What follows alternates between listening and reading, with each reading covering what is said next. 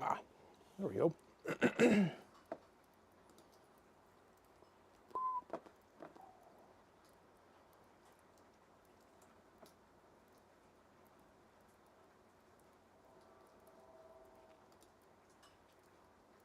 believe this is working. Okay, so let me turn the rest of these lights on real quick.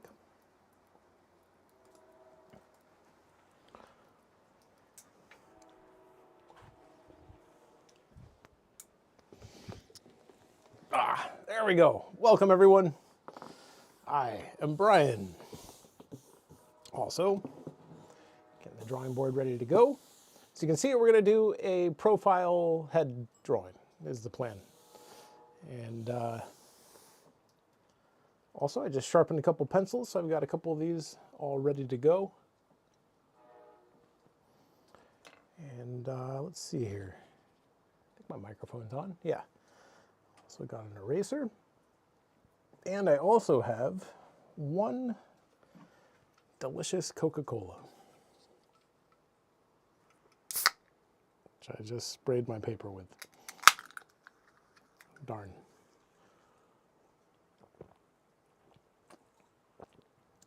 Ah, there we go. Okay. So, real quick, while we're waiting maybe for a few more people to show up, although I have no idea how many people are here right now. But I usually start off by showing whatever's in my drawing pad, which right now is this. This was the last demo I shot.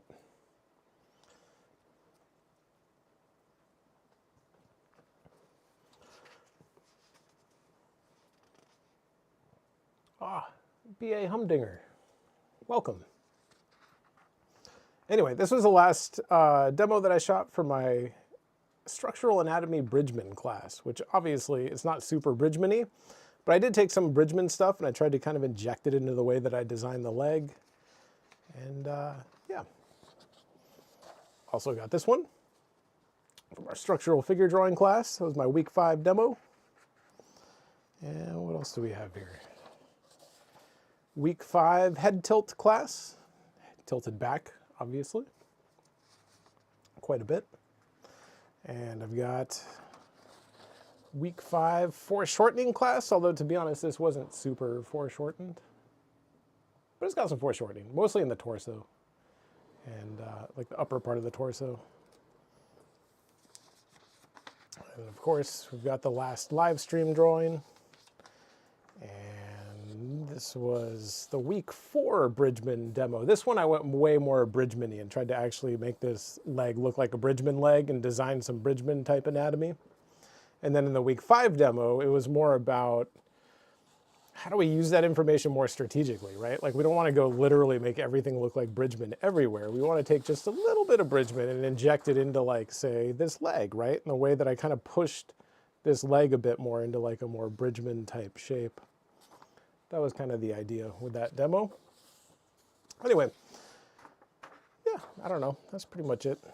Week 4 structural figure drawing demo. Super anatomical head demo. I don't know if I can show that one on Instagram or on YouTube. It was a cool drawing though. I don't know what I'm allowed to show and what I'm not all the time. Some more structural figure drawing stuff. Okay, let's draw some stuff. Let's draw a head drawing. I've been meaning to do like a profile type head, and someone just recently asked me if I could draw a profile head on the live stream, and I thought, yeah, I can. I can do that, because that's exactly what I've been meaning to do. So, we're going to do that right now.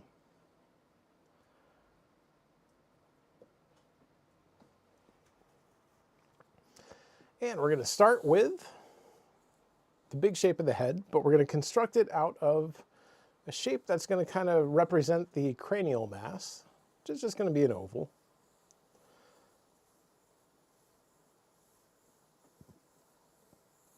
But when we see the head from the side, that oval can get pretty long, right? And it really depends on the person. There's a lot of different like types of skulls and head shapes. You know, and in this case, I would say it's kind of like a longer type shape, maybe. But on some people, even when the head turns to the side, it still stays very round. You know, it really just depends on the person. And let's see, we'll bring kind of the front plane of the head down here. Kind of going down this way. And we're going to kind of complete this shape going down this direction. Right down, sweeping, trying to rhythmically connect the back of the head down through the jaw. Kind of like that. I think that should work. Now, does that feel like his head type? Yeah, it's okay. His head feels a little taller, maybe. And then we have to keep in mind that his tooth cylinder and the way his nose connects is going to push forward probably a little bit more than this, right? So we've got to take that into consideration as well.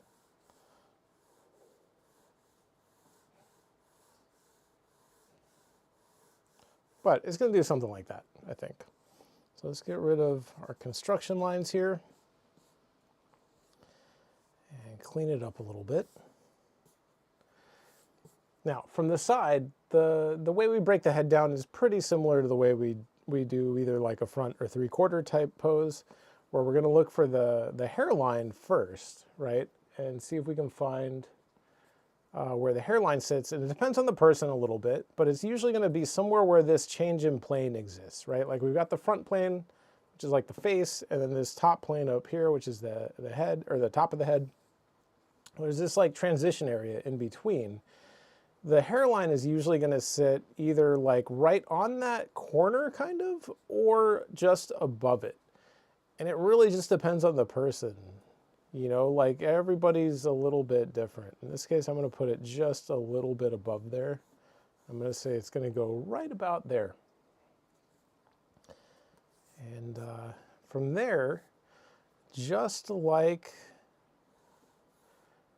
you know, the other views, we're going to try and break the face down into thirds, right? So we've got the hairline. We kind of know where the bottom of the chin roughly will be. It might be out here a little bit farther, but we'll go with this for our total height for the face.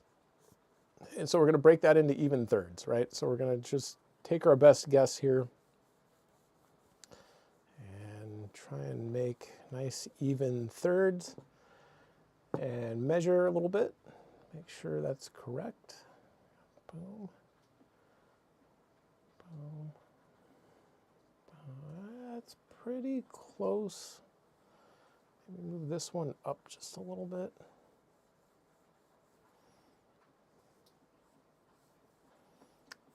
Measure again.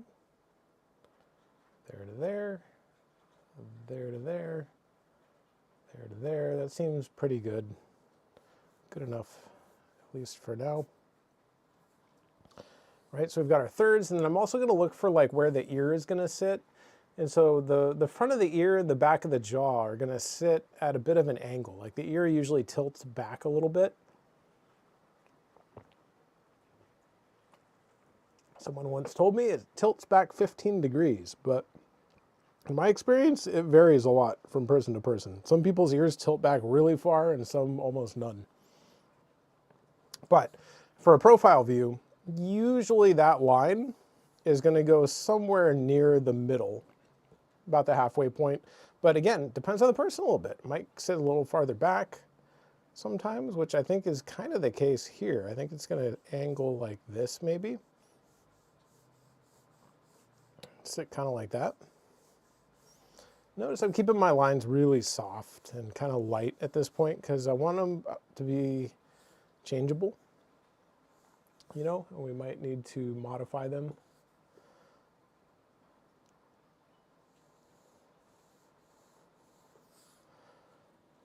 And if we're going with like really dark, hard lines right now, that's going to be a problem. So the ear is going to sit somewhere around here. I don't know the exact height yet, although I could probably figure it out because we already know our thirds and we can see the connection point of the nose. If we draw a line straight over from there, it hits about the middle of the ear. you know, kind of like this, which tells me that his head is probably tilted back a little bit, right? Like, it depends on the person, but some people, like, they'll kind of, their natural way of sitting or relaxing is to have like a slight tilt back, or some people a slight tilt down. You know, something you have to watch for. Because usually we would say, like, well, if we're looking at a profile and there's no back or down tilt, right, that ear should sit right in the middle third. Now, some people, their ears just sit low or a little bit high. Like, there's a lot of variation. In this case, I do feel like his head's probably tilted back just a little bit. Not a lot, just a little bit. But enough to kind of drop this ear a little bit lower. Okay, so from here, right, we've got this broken down into thirds. And we know that the brow line is right where the eyebrows meet in the middle of the head. And that is frequently, not always, but frequently where the brow bone kind of protrudes out the farthest. Right, so we're going to have the forehead drop down this direction, kind of like this. Right, it's kind of coming down here. And then we get the brow bone kind of pushing outward here. Right, it's kind of pushing out. And then we see it dropping back in this way, right? And this is like that little like glabella section. Right, kind of like that. Now, from here, oh, there's a number of things we could do. I mean, we could try and find like eye sockets and stuff, but I would stick with like this big contour first, personally. So this is going to drop in here, and then we know the nose is going to sit at a pretty specific angle here. You know, and it starts a little bit below this line, right about here. And so if you look really carefully, what you'll notice, so what makes drawing profiles really tough, is in his case, the connection point of his nose sits way out in front of the brow bone, right? And it even sits out in front of his chin just a little bit. Like it's quite a ways out there. And so that's something we'll have to take into consideration. And that's something that changes from person to person a lot, you know, and there's a lot of different like skull types out there. And it's pretty helpful to know what's possible, right? So right now I'm trying to just judge the angle of the nose, right? Kind of taking my time. I'm going to double check this angle here. I'm going to say, seems reasonably good. And then it's going to kind of connect. Well, we can see the connection point, or like the bottom of the nose, I guess I should say, sits at a little bit of an angle as well, right? So we need room for that to sit kind of like right in here. And then we just kind of connect them. Connect them up. Really carefully. I'm going to go with that for right now. I don't think it's perfect, but we're going to have to adjust it later most likely. But now that connection point for the nose is like right here, right? So notice it's way out in front of the brow bone. But on some people, everything would line up right on this line. You know, there's a lot of different skull types, like I was saying, right? So like if we think about it, we've got, not sure where to draw this. Let's draw it down. Yeah, we'll draw it down here. No, I'm going to draw it up above. Change my mind. Right, so let's imagine two different profile heads here, right? So we'll have one here, one here.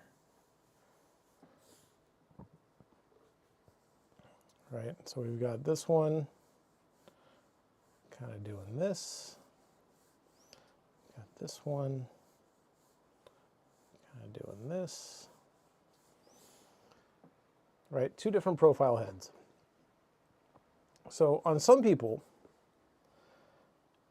you will see like a more, like their jaw and ear will be a little more straight up and down. And some people, it'll sit at like a really extreme angle, right? So we'll find our thirds on each one of these, right? So here's our thirds, boom. I'm not going to take the time to measure these. I'm looking at the board at a weird angle right now, so they're probably not totally right. But it'll work for this example. So remember, what I was just talking about, we get like the forehead here, comes down, and then our brow bone comes out, and then kind of back in, right on that line right there.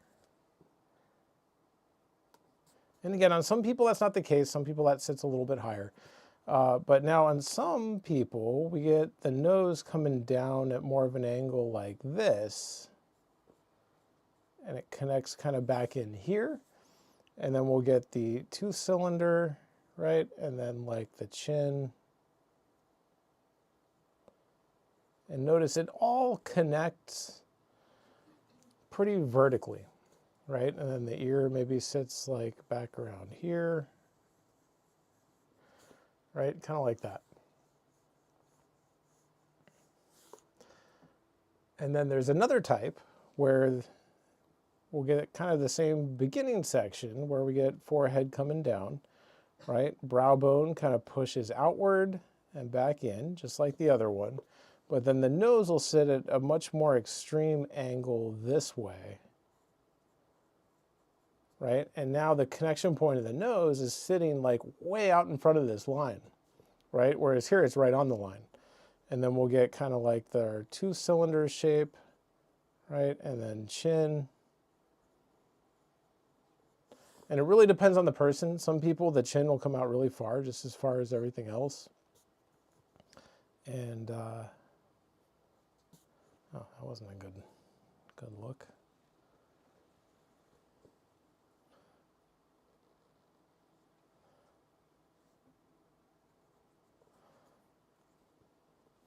Right, and then on people like this, I've noticed a lot of the time, not always, but a lot of the time, the ear will tilt back a lot more and the back of the jaw will sit at more of an angle. And that helps kind of push that jaw section forward, right?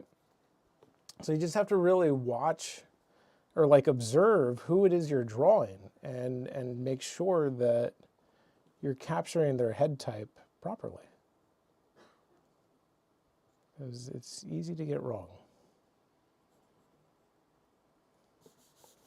So in this case, right, what we're seeing here it's not this extreme, but it's also not this, right? His head's kind of like somewhere in between.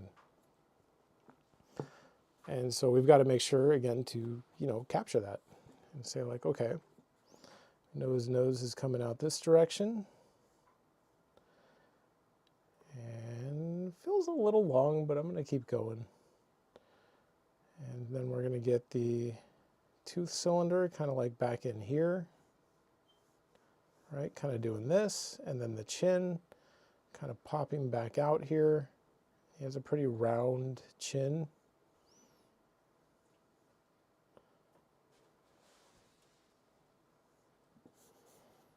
Kind of like that. I feel like this nose got a little bit long. Let's see if we can adjust it.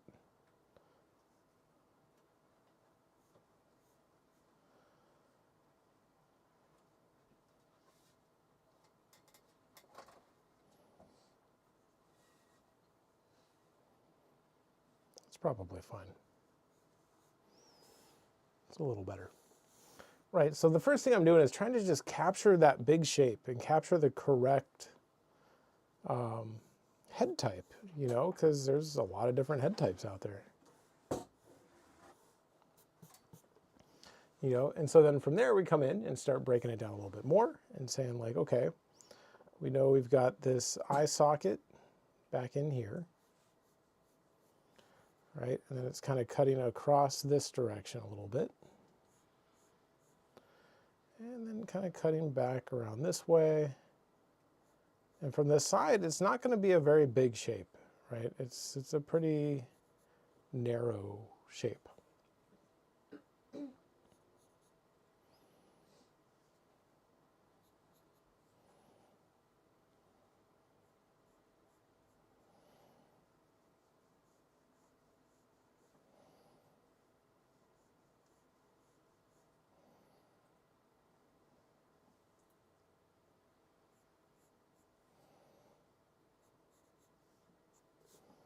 Well, it's kind of sitting in there about like that.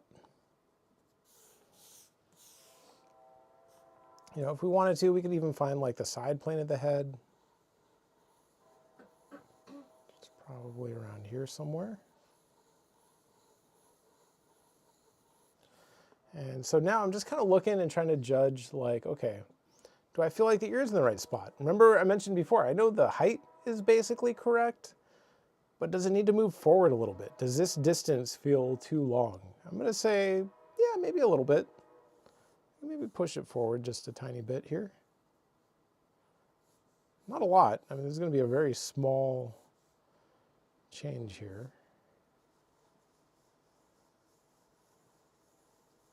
But that's what drawing comes down to a lot of the time, is very subtle changes.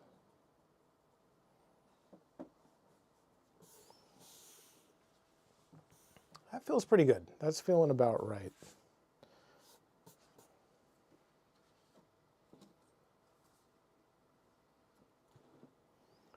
So let's see if we can kind of figure out where the nose is going to go, right? There's a number of ways to do that. There's some rules that say if you have the connection point of the nose here, the nostril will extend as far back as the front part of the nose goes forward, right? So we could almost like take a little measurement and say, well, nose goes from here to here. So our nostril would go back roughly to about there. Now, is that correct? I don't think it's quite right. When I look at the reference, I feel like the nostril sits a little more forward than that. So maybe I made his front part of his nose a little bit long. That's a possibility. Or I can just pull the nostril back here just a tiny bit. That's a question for you. Okay. And I don't have the mic set up, so... Oh, well, you can turn it on. It's right there. Which one? I have it all set up. Is it this one? Yeah, but you just got to turn that and the receiver on. Oh, yeah, that one. And the receiver? Well, yeah, both of them. These are it, though? Yeah, you got to turn them both on.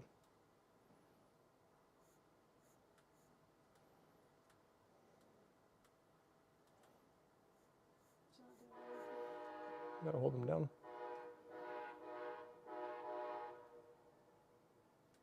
How is that? It's just train. That's train sound. Yours is not on. That's not my voice. You didn't hold it down. Okay. That one's on. think Oh, we're there you good. go. Yeah. Okay, there we go. Alrighty. Well, hello, everyone. We have a question from Gabriel. Okay. It says, Brian, one question. When you draw the eye socket, are you actually concerned about likeness of the model? Yeah. Yeah, I mean, the likeness of the eye socket is important because that's going to determine how the eyebrow sits on there, how much space you have above the eye. And it essentially creates the space that the eye fits into, you know. And so if that eye socket shape isn't correct, then the eye is not going to fit in there quite right. So yeah, now I will say the top part up here is way more important than the bottom part of the eye socket. Like that's usually more what I'm focused on, is this stuff up around here. This is more about just being in the habit of making complete shapes and not letting things, I don't know, not letting things not be complete shapes, I guess. But, you know, like, and especially from this angle, like with a profile head, like what you draw down here is a little less important. And then even when I draw like a head straight on or something, you know, like that typical eye socket shape that I kind of do, where you'll see something like, gosh, now I can't remember. It kind of comes over and then like down and then it kind of cuts in. And we'll get something kind of like this maybe. This down here, not that very important because that doesn't really end up in the drawing, right? Like this is mostly because we want to just draw a complete shape, and it kind of helps help analyze that shape a little bit, but this part typically isn't going to end up in the drawing necessarily, and it's this part that's really critical. But yeah, I would say that eye socket shape is pretty important, at least for the way that I draw. I mean, maybe it's not important for everybody, I don't know. But I rely on it in order to get the eye in the right spot.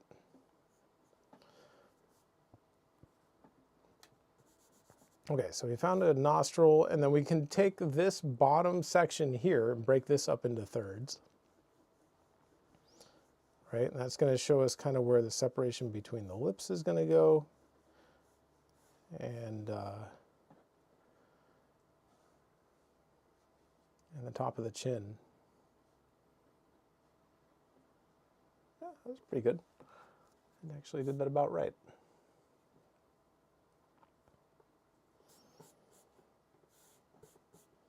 You know, and then we'll get kind of like a cheekbone rhythm that'll usually run this way. And if we want to really get into like Riley rhythms, there's kind of like another one that'll go like across here from like the corner of the mouth. It'll kind of like come back across that way. I mean, there's a number of different things we can do.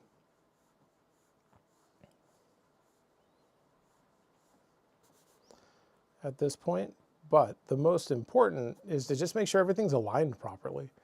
You know, like, yeah, the rhythms are cool, but if the other stuff doesn't work, then you're going to be in trouble.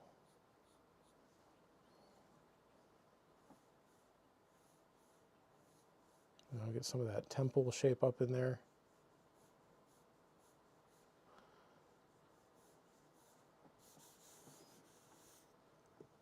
Okay, so we need some more information for the features, right? So we're going to need some opening for the nostril, and we're going to need the mouth. I think I'm going to start with the mouth because he has kind of a difficult mouth to draw. Like his lip shape is kind of tough to capture. And also, we're going to have to modify this, right? So this was just kind of like a general tooth cylinder type shape that I put in there, but obviously his mouth doesn't really do that. It's kind of coming more this way.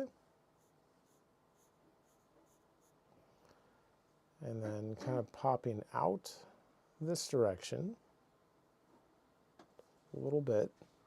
And this is where just drawing a lot of lips and mouths and things is going to come in handy. And his head must be turned back towards us just a little bit because we're capturing a little bit of the other side of the philtrum right there.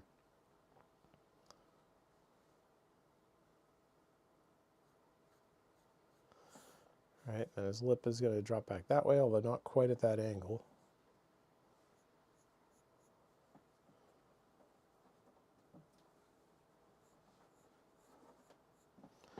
All right, it's kind of doing that.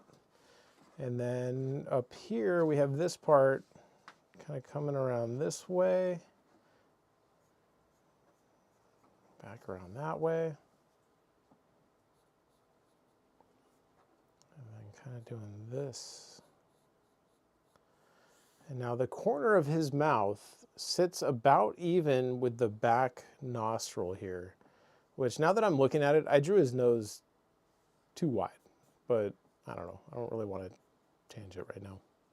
So I'm going to let it be. He's just going to have like a slightly large nose. I can fix this shape a little bit.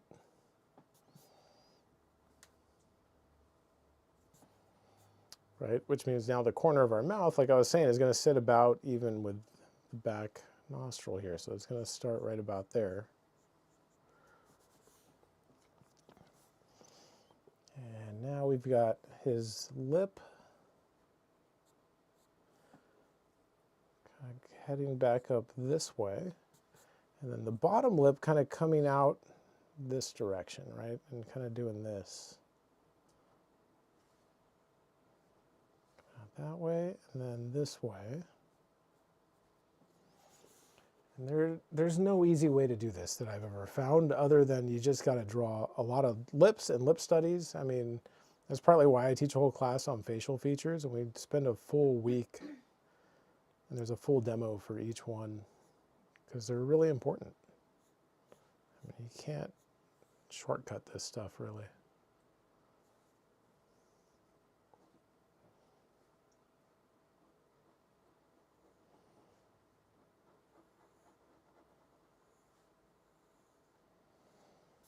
All right, chin's going to sit right down there. And we need kind of an opening for the nostril here. So these are tough. These little like nostril opening shapes, they are always a challenge for me. I've yet to reach a point where they've become easy.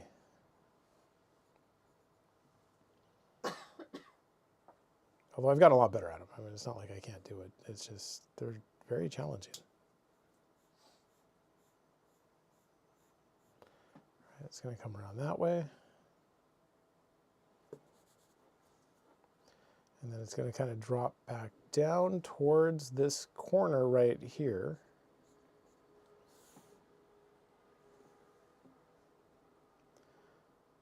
And then it kind of looks like it's doing this. And kind of cutting back down. That seems pretty good. Mostly you can't be too reliant on copying when you make these shapes. You just got to draw a lot of them and kind of get a feel for how they work. Well, learning the nose anatomy helped me a lot when it came to making these shapes, because these shapes are created specifically by how all those cartilages are connecting. You know, how is the alar cartilage interacting with the wing of the nostril? And how is the alar cartilage wrapping around? What does it look like up in here?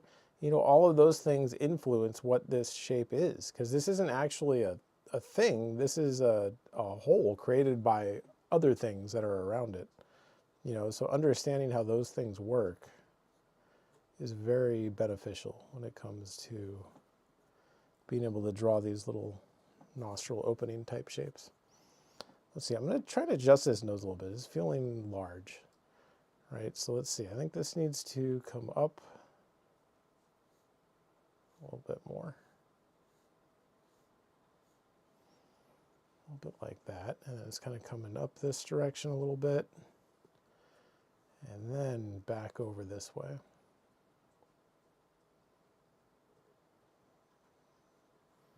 Nope, wrong angle. You'll notice it's not like everything I do works perfectly the first time. There's a little bit of trial and error involved. Pretty much always.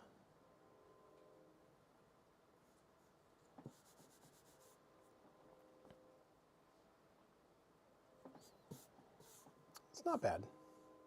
And you can see if we do this right, like, and you really learn how those cartilages work, right, we can see that there's that alar cartilage kind of continuing back, all the way back this way.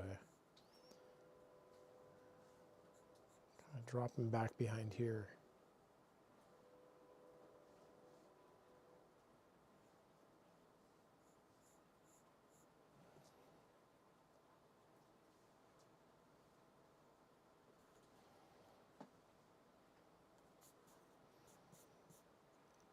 But there's a lot of different ways you could draw this, right? Some people don't like drawing that, and they'll focus more on this little chunk that you can see kind of like right in here.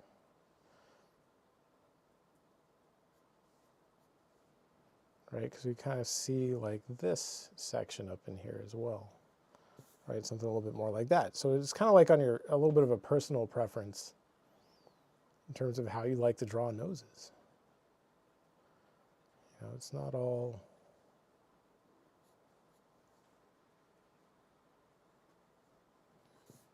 It's not always simple. You know, it's not like we just look at the reference and copy it. Like, there's design choices that have to be made as we work through here.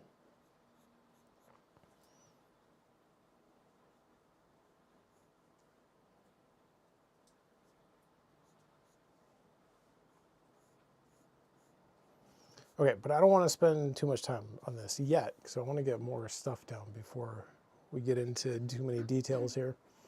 So we've got to get some more of this eye in here. All right, and so the eye from the side is usually a very kind of narrow type of shape.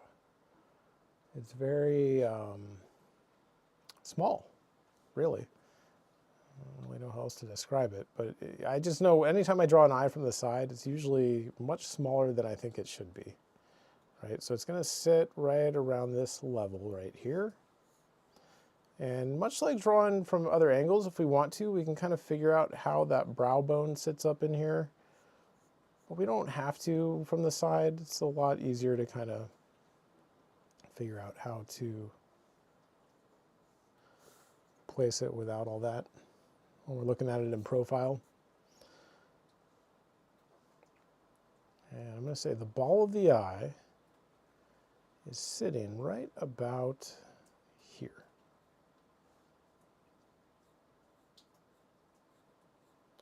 Right about there. All right, and then we're going to have this part kind of coming up and wrapping around, back down like this.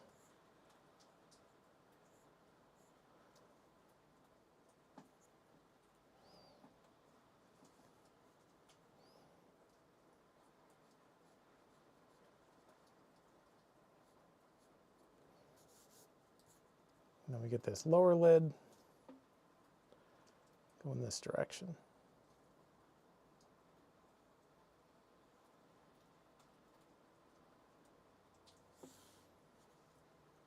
Oh, I don't like that. I'm going to make it go a little bit the other way.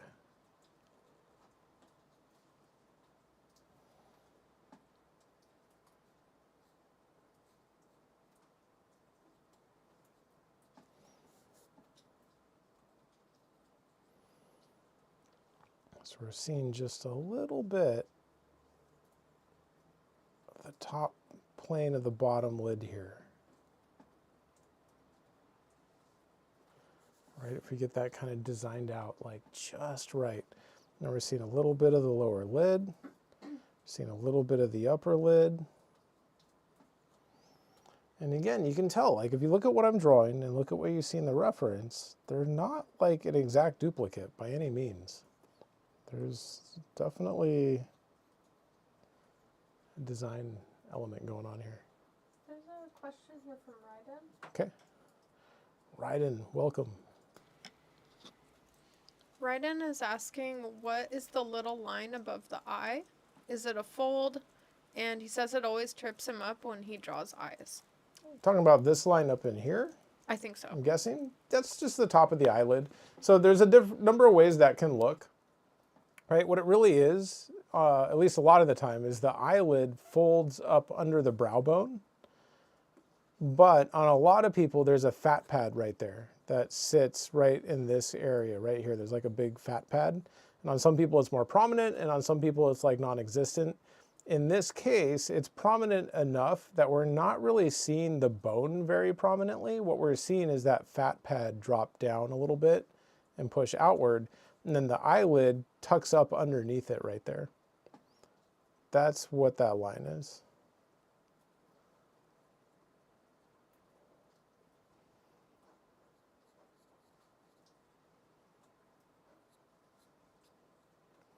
So basically right here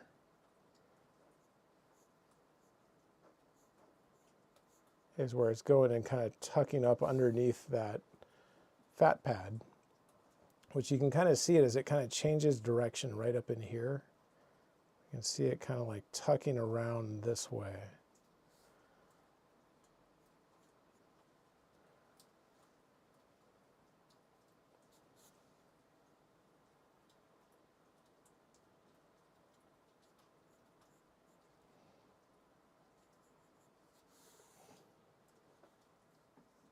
And there's a little bit of iris in here as well.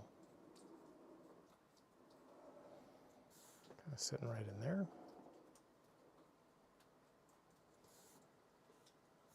And then we need an eyebrow, or we could even come in here and look for a little bit of the pupil real quick.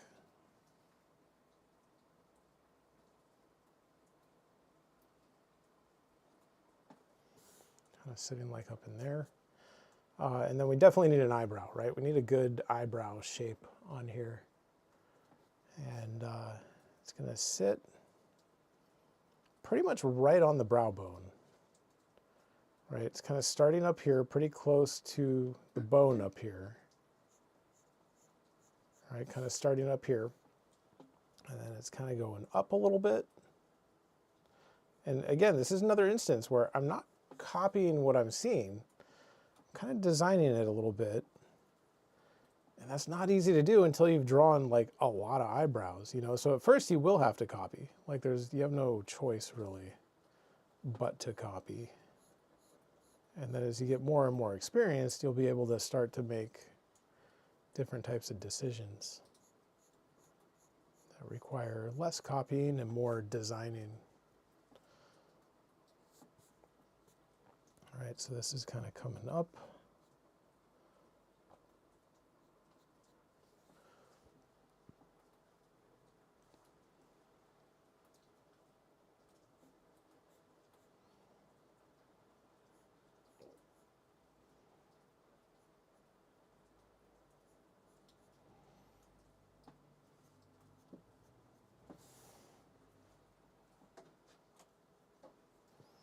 I feel like his eyebrow needs to be a little bit like bushier, a little bit bigger. This come up a little bit farther, pull this up a little bit more.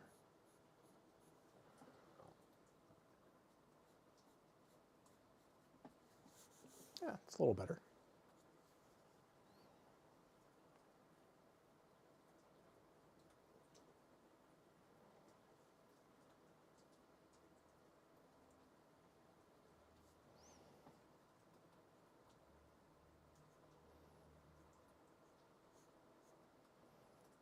Just adjust a little bit of this contour right here.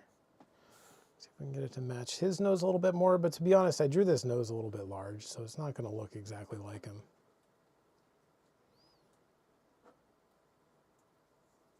That's okay.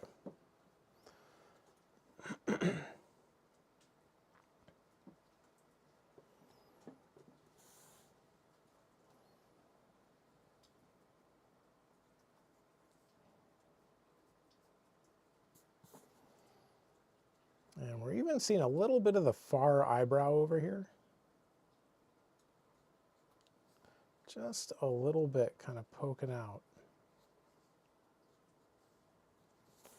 And the reason for that is because his head is actually turned back towards us just slightly, just a little bit. So we're picking up a little bit of the philtrum right here and a little bit of that far eyebrow. And yeah, just in case anybody's wondering why that's sticking out there.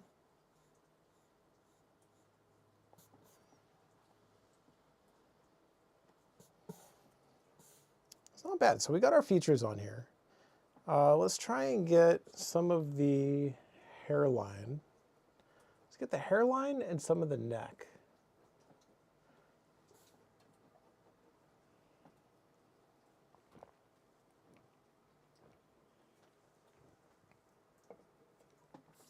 So let me zoom out here. There we go. So his hairline starts right up about here, cuts back this direction a little bit. Notice I'm keeping my lines here very soft, right? Because hairlines are soft, you know, and you can every now and then push a hard line in there, but for the most part, they're going to be pretty soft shapes because the hair doesn't like immediately stop. It kind of like thins out slowly and then stops. And let's see, this is going to come down this direction.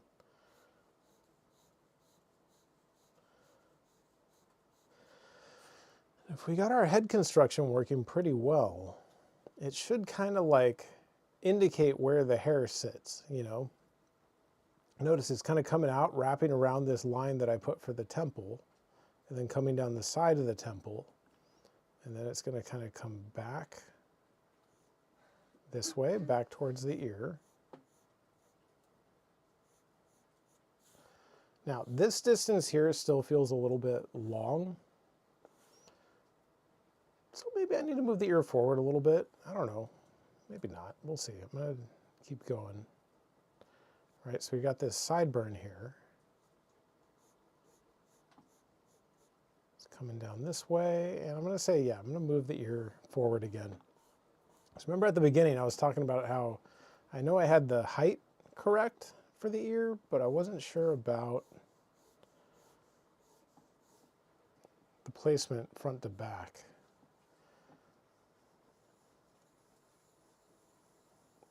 But now we're kind of like honing in on it a little bit more now that we have more to compare it to.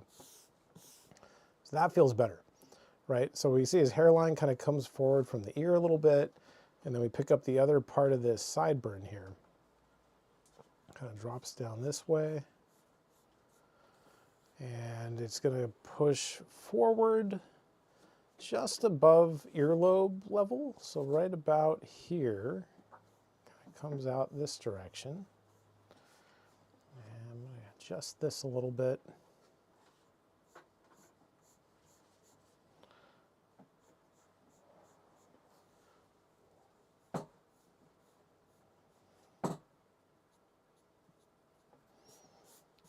There's our cool sideburn. Got another question for you. Okay.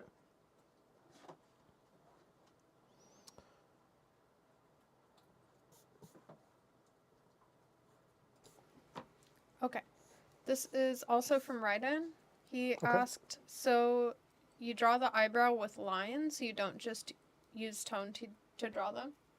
I mean, I draw it with lines, but if I was going to work like in a purely tonal way, I mean, you could draw it with tone, yeah. I mean, partly it's just personal preference, really. Like, if I knew for sure that I wanted to work more tonally and I wanted to bring this up to like a tonal type finish, and it wasn't like a demo where I was trying to show like all the construction stuff, then yeah, I mean, you could just put a shape in there that's just like a dark shape that would be that same shape. That would totally work. Nothing wrong with that. The only reason I don't do it is partly because I don't really like to draw that way. You know, I like working linearly much more than tonally, and it works better for like teaching purposes when it comes to like construction and placement. You know, like it's a lot easier to learn that stuff linearly. And so I tend to draw that way a lot. But, you know, my classes, like usually the last week or two of like a head drawing class, I'll work more tonally. And in which case, I'll still do this, but keep it kind of light, and then it just turns into a dark shape.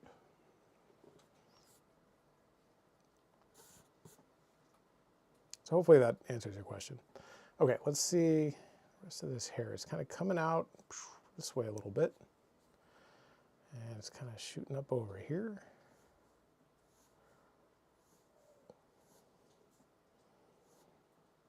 And it looks like it's kind of coming up and over a little bit like this. And then back.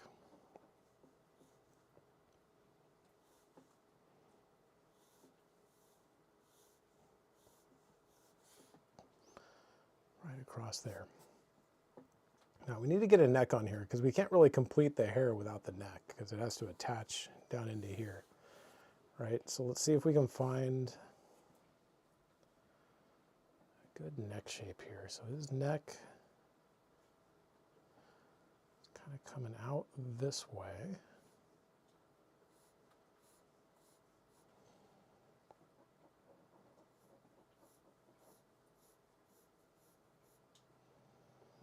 And then we've got, you know, that sternocleidomastoid muscle on the side of the neck. We can see it pretty clearly coming down right along here. Right about like that. And then we're seeing a little bit of the other side of it. Again, because his head, or like the way the photo was taken, is actually not quite totally profiled. So we're actually seeing the other one come out this way here. And we're not seeing that much of it. It's about like that. And then, of course, we get the back of the neck coming down this way.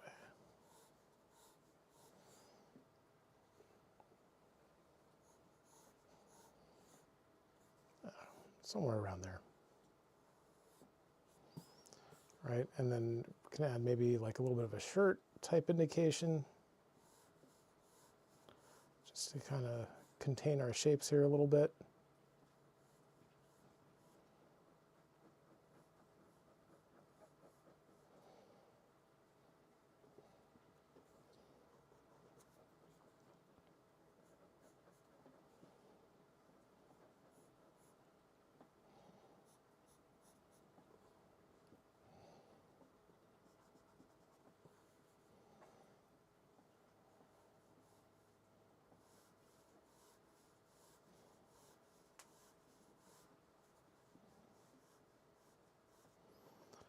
Get some sort of like collar type situation going on there.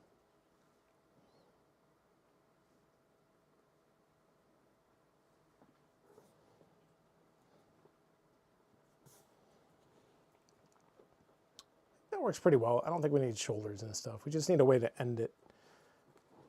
Okay, so from there we can come in here and look for like kind of where his hair is gonna sit. Honestly, it's all in shadow back here. I can't actually see it. I just kind of know how hair works. It's gonna go this way, then it's probably gonna come down a little bit, and it's probably gonna do this. I think that's about what's happening back there. But again, if you were working tonally, would you need to figure all that out? No, not really, but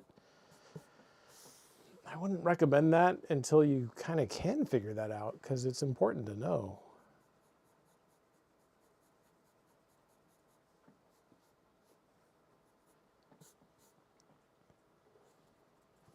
We got the back of the hairline, and now we got the rest of his hair we can attach now, right? So it's kind of coming back this way, and then kind of down this direction. Now that's kind of cutting off the back of his head that I drew, but that's okay, remember, because I moved the ear forward a bunch of times, and I probably should have adjusted the back of the head along with it. So it's okay that it's chopping that off a little bit.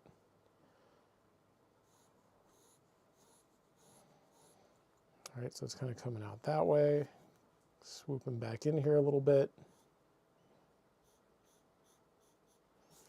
And then we hit the hair all kind of bunched up back here.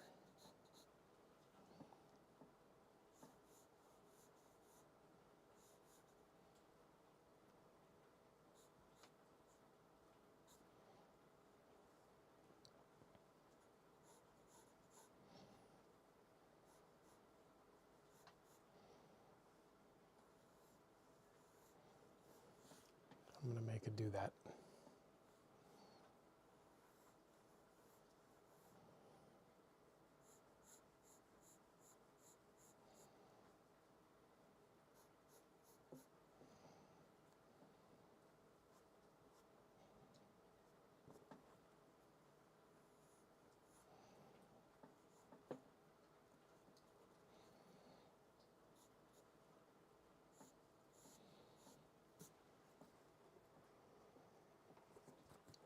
I think that seems pretty good. I'm not going to say I captured his likeness perfectly, but it's okay. It's an okay drawing. Doesn't necessarily have to be him exactly.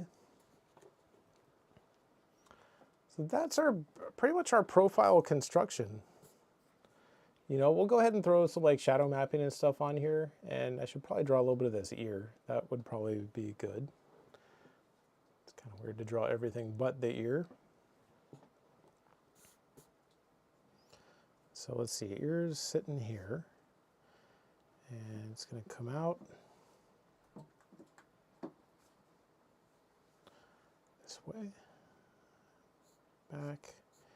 Ears are really interesting. Once you draw them a few times, they can be pretty fun, but man, if you're not familiar with them, it can be very challenging.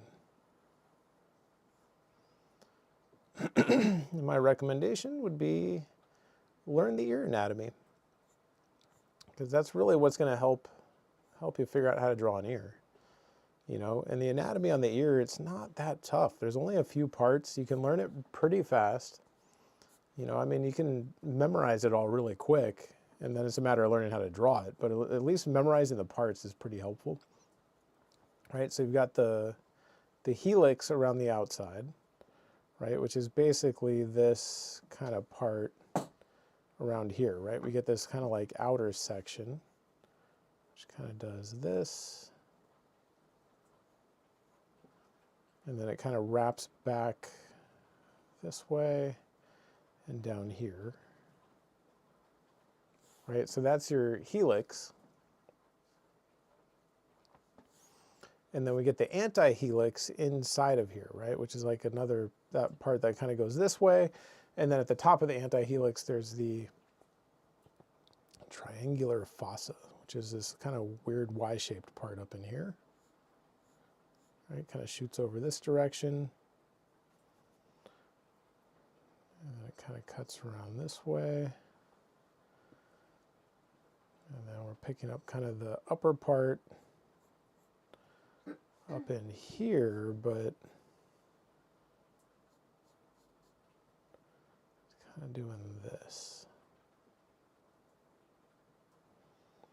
Right, so we're getting our helix and then our anti-helix and then this kind of like little triangular part up in here that does something like this.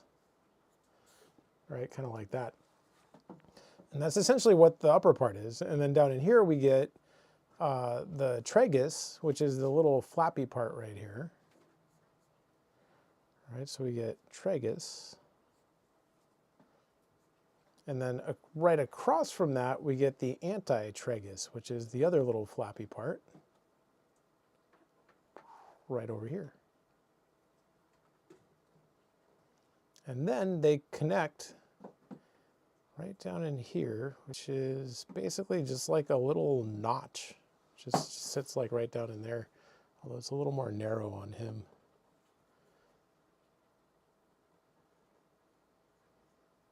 Right, you get like a little notch right there.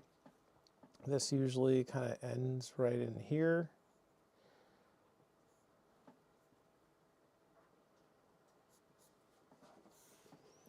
Something like that. And then the lobe, of course, is down here. Right, so you have helix, anti-helix, tragus, anti-tragus, the little notch thing, and then the lobe. And then there's this space in here, this kind of like indentation, that's called like the concha or something. But to be honest, that part kind of draws itself. Once you draw all the other parts, that part should just kind of be there.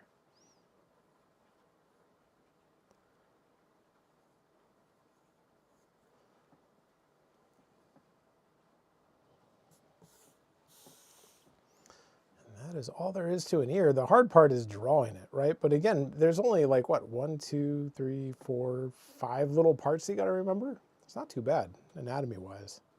Drawing them, yeah, it's a little more challenging. But just learning what's there, not too bad. Now from here, let's see, we're going to have the rest of that sternocleidomastoid muscle sitting in here. And we're going to have his jaw.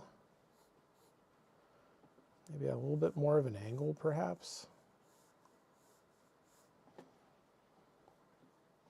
Notice also I'm not drawing the facial hair just because I want to focus more on construction and like the underlying forms.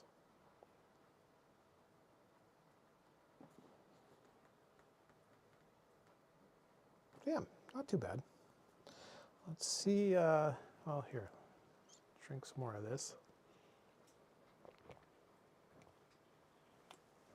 Let's see if we can get some shadow patterns on here. A little bit of shape design.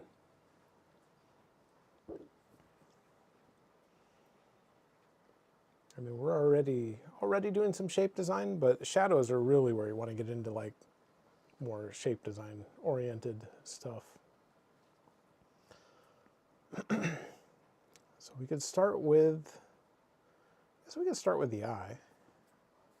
Work our way down, which to be honest, I drew the eye a little bit too large now that I'm looking at it. It doesn't bother me because, I don't know, for whatever reason, I like eyes that are a little bit large. I think that's probably because I used to read a lot of comics and stuff, and that's pretty common with comics. And so to me, that seems right, but I also know that it's technically not right if I was really going for like a more realistic look. You know, so like when I see students draw eyes that are too big, I always try and point it out because I'm pretty good at spotting it, but then I have a tendency to do it myself. So when what I usually tell people is like, if you're gonna do that, you gotta make sure it's intentional and that you know it's too big. You know, if it's just happening by accident and you don't even know it's happening, that's a problem. You know, if it's happening intentionally or like in a way where you're at least aware of it and you like it and are choosing not to fix it or whatever, that's not too bad. Especially if it looks cool, then it's okay.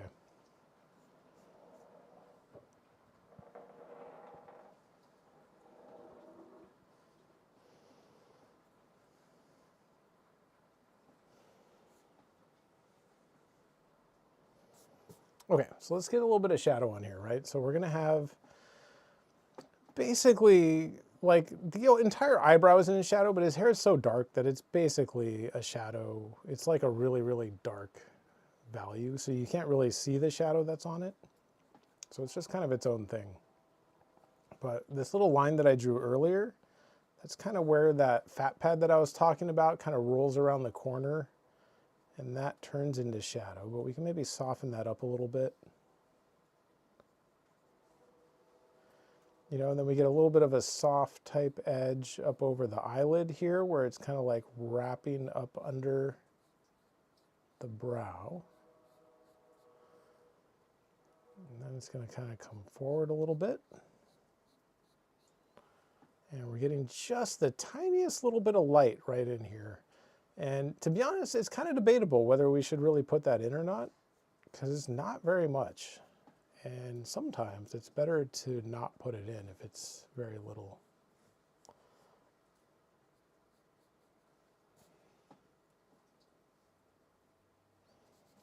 So got a little bit of a shadow shape right in there. And then it kind of continues back around the eyelid here. It kind of rolls into shadow a little bit. And then we pick up a little bit of shadow kind of right across here. Comes up. And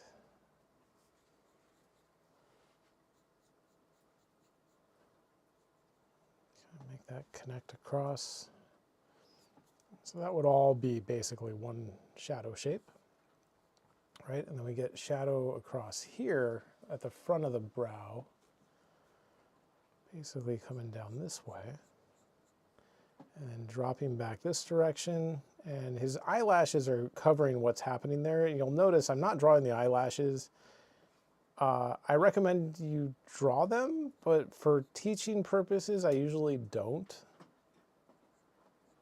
And the reason for that is because they're not that hard to draw. I mean, they are obviously, if you're totally new, they're hard to draw. But if you learn to draw eyes without them in a way that really captures those forms and you get good at that, adding the eyelashes on isn't very hard at that point. You know, so my recommendation usually is like to kind of focus on those underlying forms. You know, the ball of the eye. How does the lid wrap around the ball of the eye?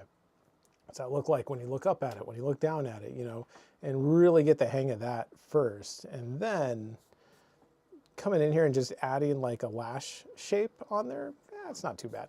You know, the hard part is learning all those underlying forms and trying to figure out how to make those work. And let's see, we'll have a little bit of shadow maybe right under here.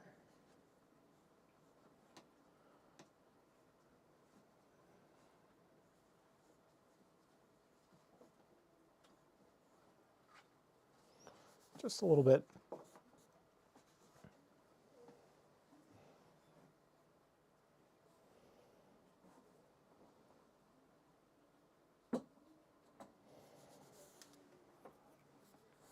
That seems pretty good.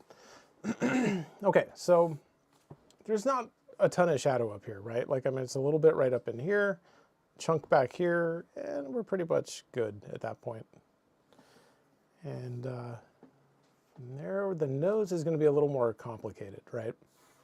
Also, I did draw the nose a little bit large, but honestly, I think I pulled it back in line pretty well. Started out kind of big, but it's going to have a little bit of shadow here.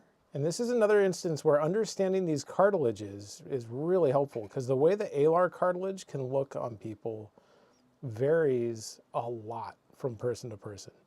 I mean a lot. Like, these cartilages you know, they can look dramatically different at times. And so really understanding what's possible and what these cartilages look like, very helpful.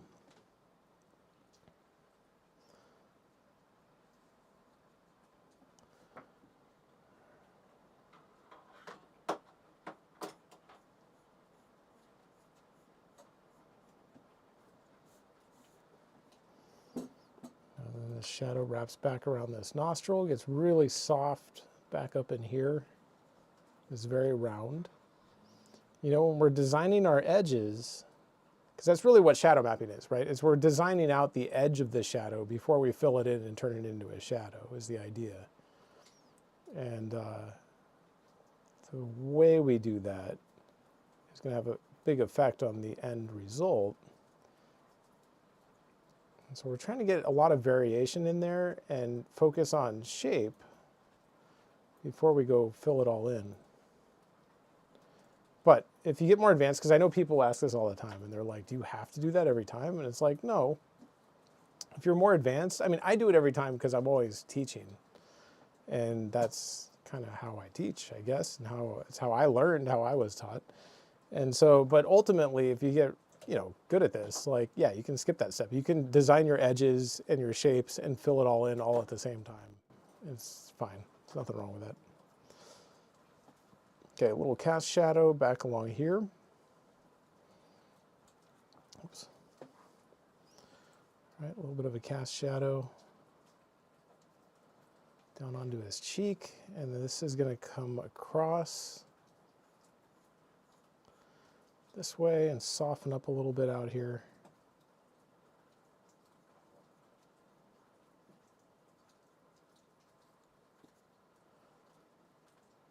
And then it drops down, out.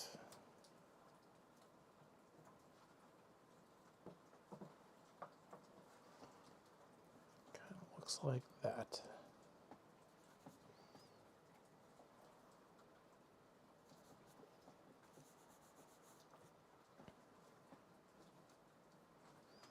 You know, so we're going from softer edges up in here because it's more rounded, right? And then this area is less rounded, right? It's turning more quickly. So it gets a little more firm, and then it gets softer again back in this rounded area, right? And then we have the cast shadow, which starts out really hard up near the nostril where it's being cast from. And then this part's being cast more from like up here. So it's being cast a little bit farther, so it gets a little bit softer. And then in here, we're just hitting like the edge of this form, and there's like a little bit of, I don't know, shadow back on that back part of the philtrum. The edges of the lip should always be pretty soft. Even if it doesn't look that way, it's a soft form. It's a very rounded form, and it can be misleading because there's a color change, because they tend to be more red. But even though it can look like a hard edge where that color change occurs, the form itself is round. So we want to keep that lip, the edge of the lip, pretty soft most of the time. Right now, what's happening is we're getting shadow kind of coming back up, and then we're getting a cast shadow from the lip, the top lip, down onto the bottom lip, and it's kind of coming out this way a little bit. And then kind of popping up a little bit, and then kind of up and over this way, although that's a little too much. It's a very thin little shadow up here.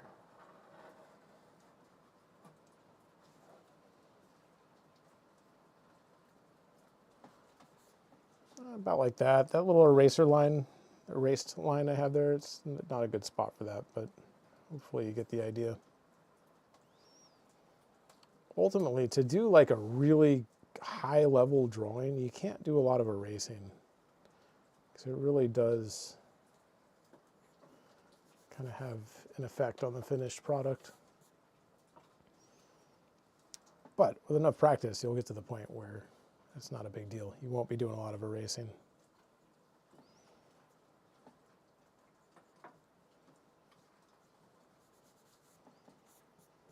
Now we've got shadow up under this lip.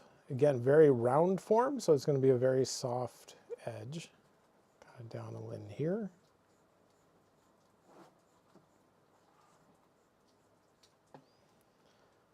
And then it cuts down this direction. And then kind of merges here with the chin in a very specific way.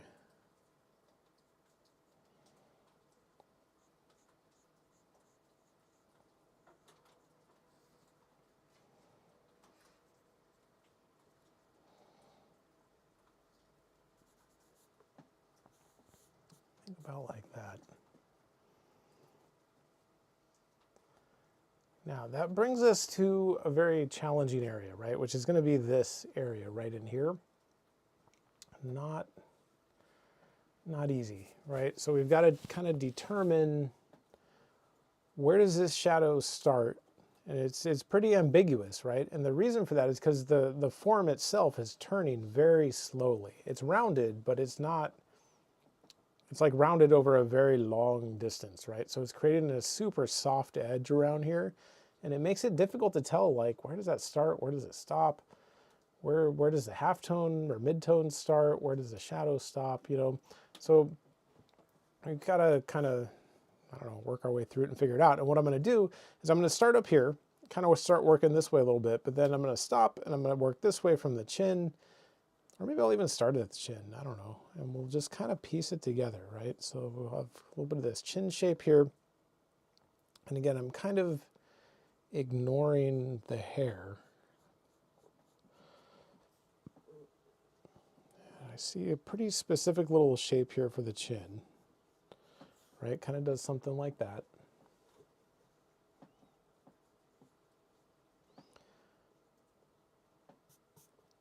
And then up here, this kind of starts back, almost back here towards our tragus shape, right? It kind of comes out a little bit. And we pick up shadow like back along here. But again, it's going to be very, very soft.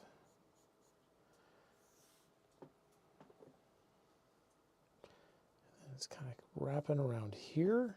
And we might need to, so you'll hit times where like you have to make a mark, but it feels really awkward to make your hand go that way. I can kind of do it, I guess. But if you hit that problem, don't be afraid to like just rotate the paper, you know, and do something like this. Because my hand goes this way way easier, right? And then I can come in here and create this really soft edge real quick. Some weird stuff in the paper right there. Not sure what's up with that. That's not good.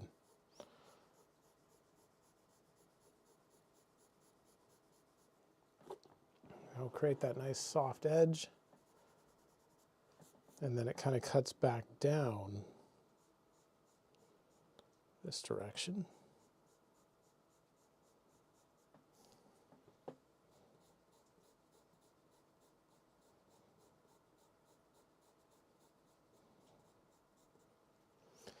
And then it kind of pops out towards this area a little bit. It kind of does this. Just very, very subtly.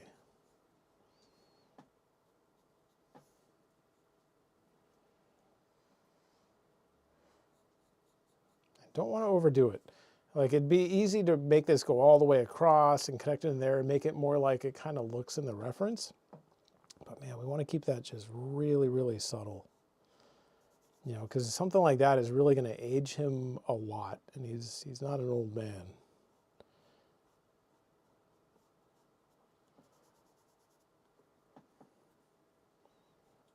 But we can add just a little bit of it.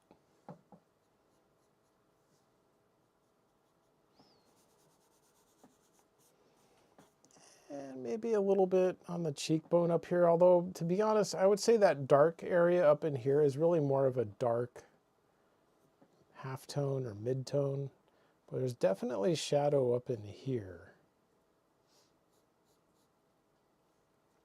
Right, and it's kind of wrapping around this ear.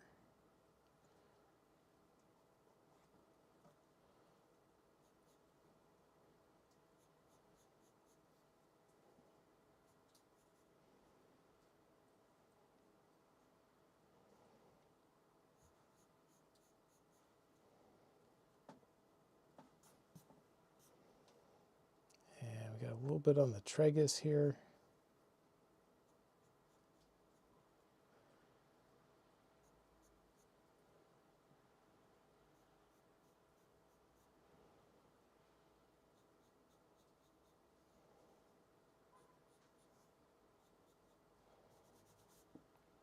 Kind of wraps around right there.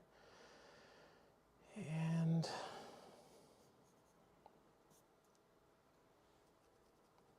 yeah, that's about it. All right, so the next thing we have to do is, well, I guess we could do two things. We could either get into the ear and create those shadow shapes, or we can go down here to the neck and figure out how to close off this shadow, right? Because we only have part of a shadow, right? The rest of it is like, it ends down here. And it ends in a way that is pretty ambiguous. It's very soft, I guess. Not really ambiguous, it's just very, very soft, right? So we're just gonna have a very soft shape down in here.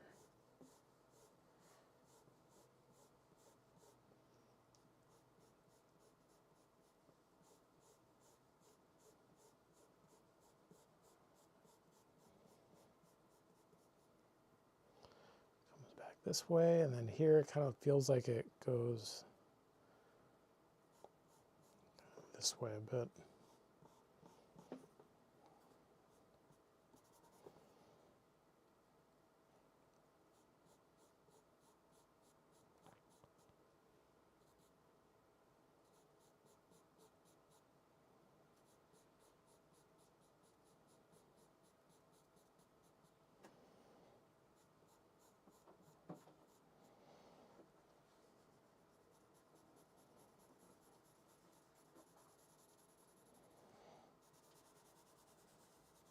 Very, very soft shape, but there's just a little bit of light right here, essentially, is really what it comes down to. You know, all of this is all shadow.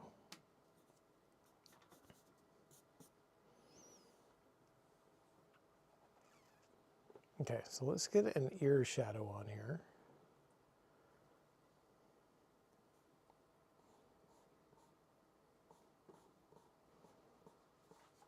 I'm going to lighten this because I drew it pretty dark. So I got all busy talking about the anatomy and then I drew it way too dark.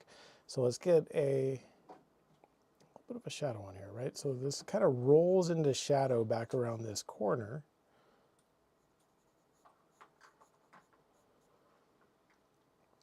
And then we pick up a little bit of light along the ridge of the back of the helix here.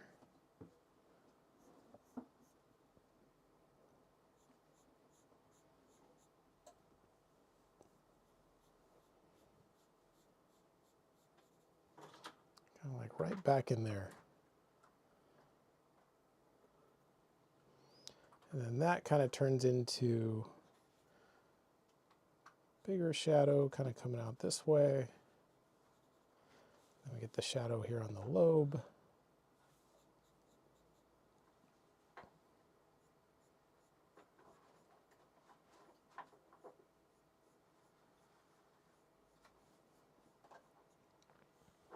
How'd your drawing go? Oh, good. Oh, good. Olivia's drawing too. It looks like this. She drew this. It's for my friend. It's his fiance and him. Oh, really? Yeah, they're doing like a whole art I wall. probably shouldn't touch it with my charcoaly hands. Okay. Anyway, that's off. Olivia's drawing. Okay, here, you can have it back. Cool. She's not drawing from the same reference as me, just in case anybody was wondering. She's got her own thing going on. Okay, we've got shadow back along here. Which, now that I'm looking at it, I mean, I didn't draw this ear perfectly, but it's okay. I think it's gonna work.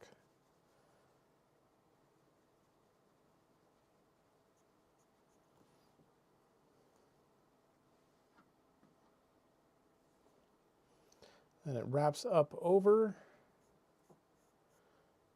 our anti-helix here, around, and then we hit kind of a hard edge here.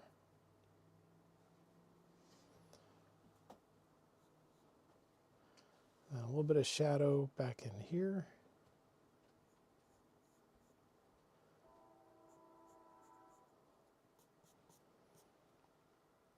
pretty much it. The only thing that's missing is this little bit of shadow right here on the back of the anti-tragus. There's a little shadow shape right here.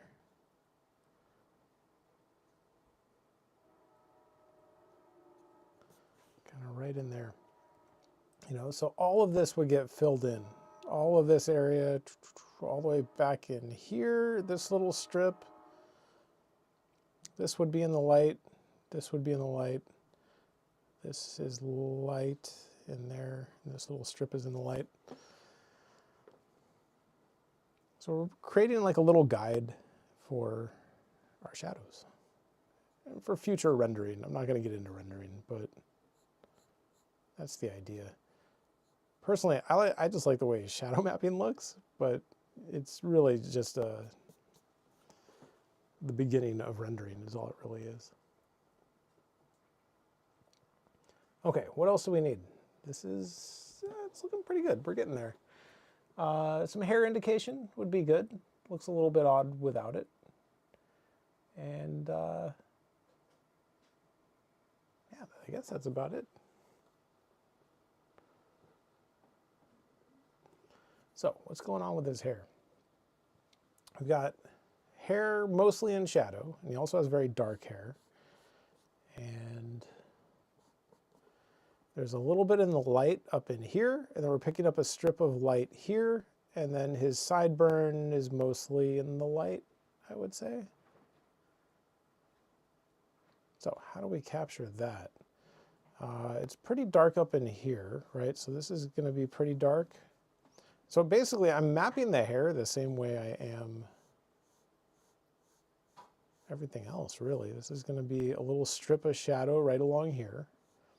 The difference is I'm just keeping it super, super soft right now. Right? And then it comes back, and then we hit more hair. And more shadow.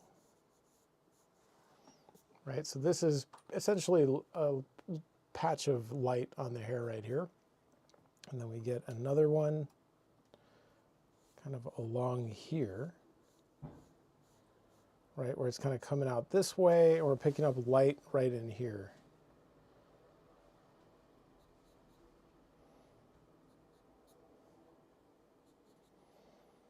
A little bit of a cast shadow right there. And then this kind of wraps around this direction.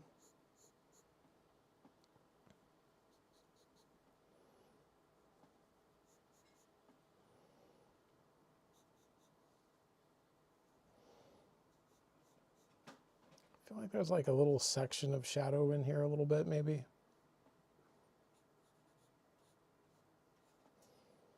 Like it kind of like goes into shadow and then back out, like as his cheekbone rolls around, maybe. That might be cool. So then, you know, we can't leave them, like this is okay, we got the shapes, but we need to make it look a little more hair-like. So we're gonna look for like some directional strokes. So like, okay, this is coming out kind of this direction, right? Like there's some actual little hair indications. Like what's going on with the hair? It's all tied back here, right? So everything's coming out from here and kind of wrapping around this way, or in this case, going this way. You know, so we need to kind of maintain that, right? Like the hair is coming out from here. Right, kind of like this. Oh, sorry, like that. But it's in shadow, you can't really see that, but that's going to help inform what's going on with the hair up here. Right, so we need to kind of figure out like, okay, how do we get this kind of read as hair?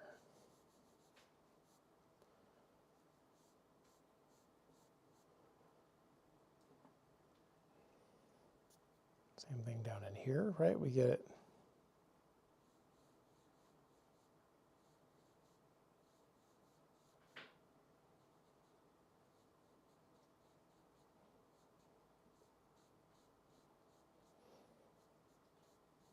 Kind of wrapping around that area that's in the light. little bit of hair indication up around here. It's kind of popping out this way.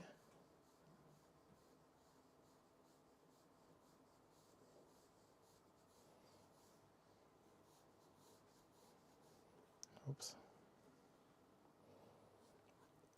And then he's got like some loose hairs kind of coming out.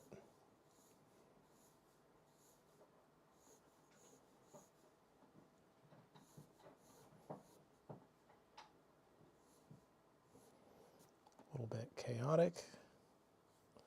Right, we can even throw some little eraser marks back in here to kind of like pull some stuff back out. You know, imply like a little bit more chaos. You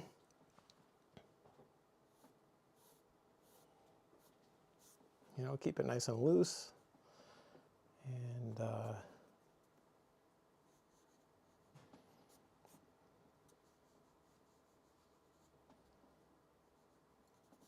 yeah, didn't like that. Get rid of that.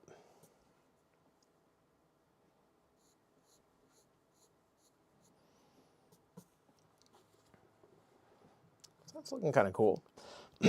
Right, so we're basically designing the parts of the hair that are in the light, because his hair is really dark. So literally everything else in here is going to be like our darkest dark, like black. And then this is going to end up like the value of his hair, which is also really dark, but not quite black. But way darker than anything in the light down here. And then we get some of this sideburn, right, which is kind of coming up into the light. Kind of this way.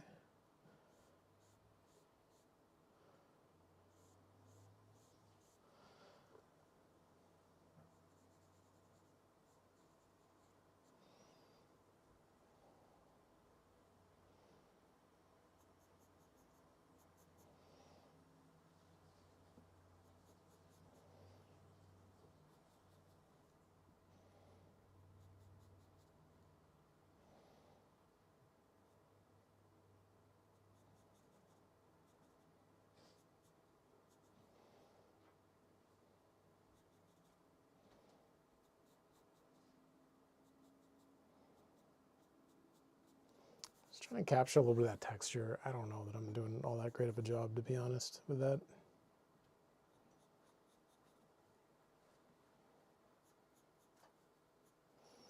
But it basically sits in there like that.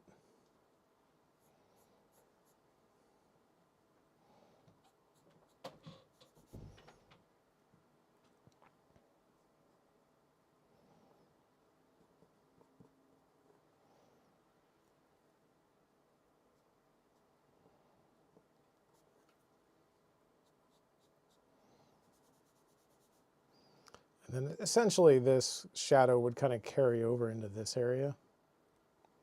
It's kind of the idea. So there would be like a little shadow shape on there, and then maybe like a little bit of a shadow shape down at the bottom of this thing.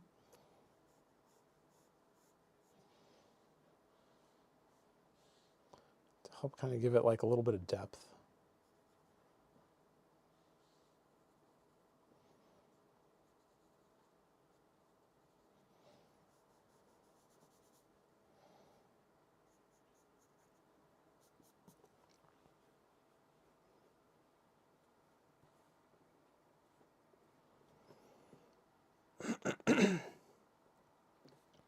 Now, there's a couple other things we could kind of map on here, because there's some areas that have some really dark halftones. And the halftones, or midtones, or whatever you want to call them, I don't know. Where I went to school, it was always called halftone. But I think midtone, it might actually be more accurate. But out of habit, I always say halftone. But there's like a really dark halftone or midtone right up in here. And then like the side of his cheek is really dark. You know, we get a really dark shape up in here. Like we could map that stuff as well, because they're very clear shapes. And then we just mentally have to make a note that like those aren't shadow shapes, they're halftone shapes, you know. And so we can kind of actually come in here and start to figure out a little bit, what do these shapes look like on his nose? You know, because they're very clear shapes. I'm just trying to keep them light.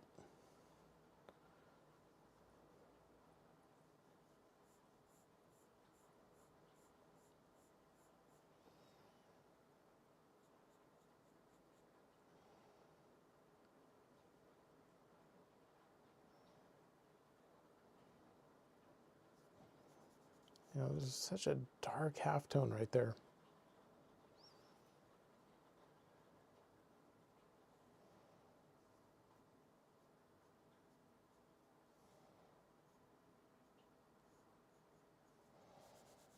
You know, so we can really get in there and kind of map that out a little bit if we need to. There's also a little dark shape, like a little bit of like a shape right down here. Again, not a shadow shape, just a really subtle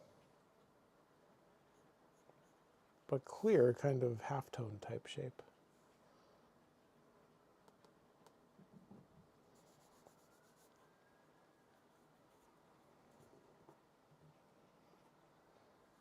Same thing up in here, right? We get a pretty clear shape on the temple.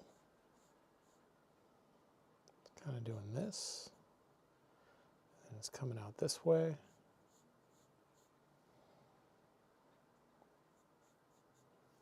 But again, the key here is just to know what this actually represents, which is not shadow.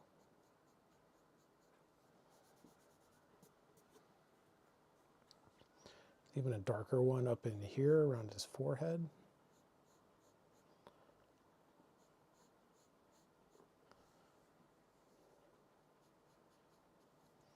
You know, kind of like up around in there.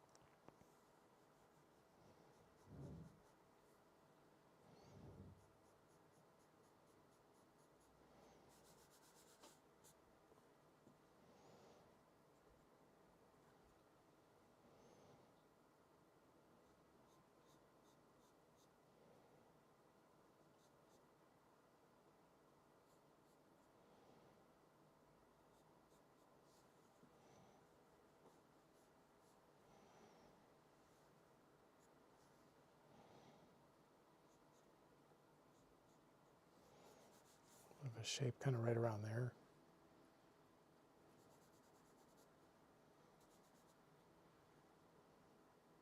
Anyway, this is pretty much it. I'm basically done at this point. I'm just kind of almost messing around more than anything. But this is what I wanted to draw.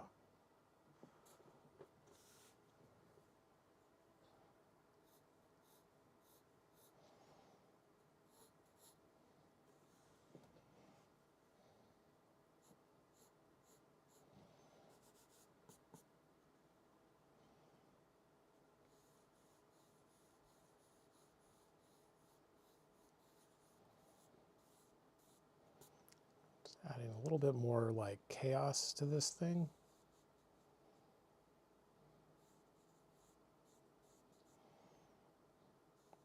But again, it would all get filled in with like, it's just a black shape essentially.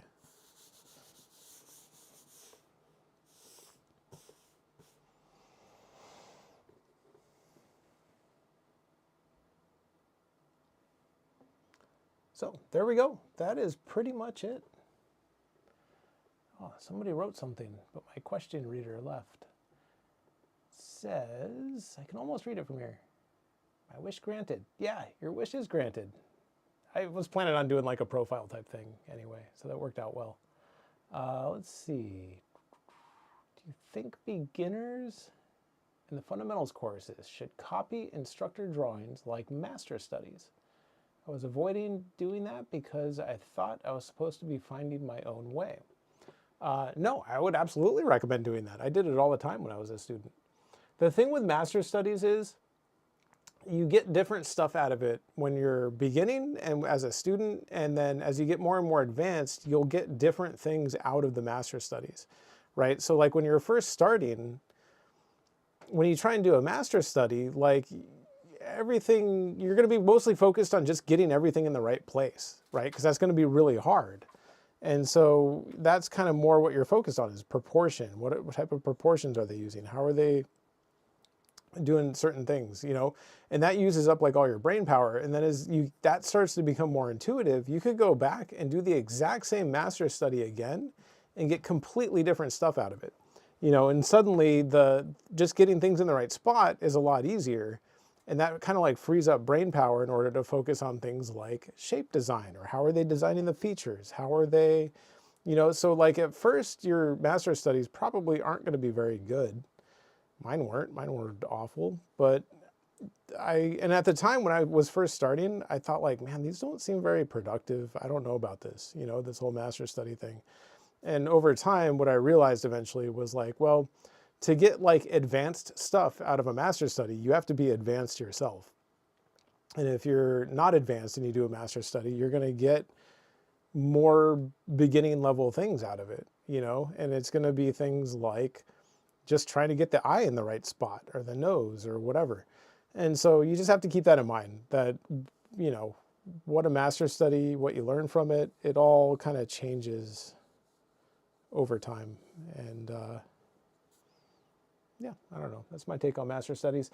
I would recommend, like, if you're, you know, like a beginner, don't do a lot of master studies.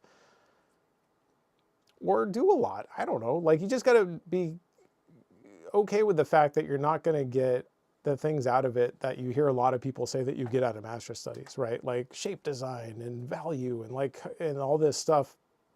Because you have to be pretty advanced already to be able to focus on that kind of stuff. But if you're okay with understanding like, hey, my goal is to just get the eye in the right spot, get the nose in the right spot, and the mouth and the ear, then yeah, master study is going to be pretty helpful. So yeah, I don't know. That's my take on master studies. You know, you could wait until you're a little more advanced, but in terms of like finding your own way, that's tough. Because I mean, at that point, I don't know how you, like, I guess you would just draw and not ever watch a demo. Like watching a demo is kind of like a little bit like a master study, you know, like you're studying what that person's doing in the demo and trying to do it yourself. So I don't know. That's what I think about master studies. Hopefully that answers your question. What else did you write? But maybe I was supposed to be doing both for several months.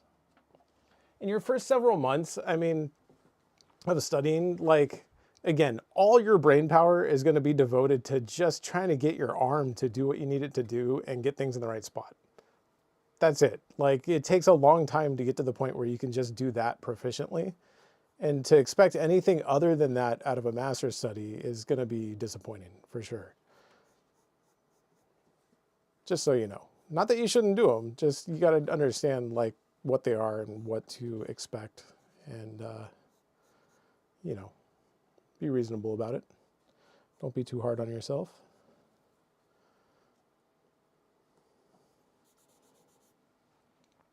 Yeah, anyway, this is the end.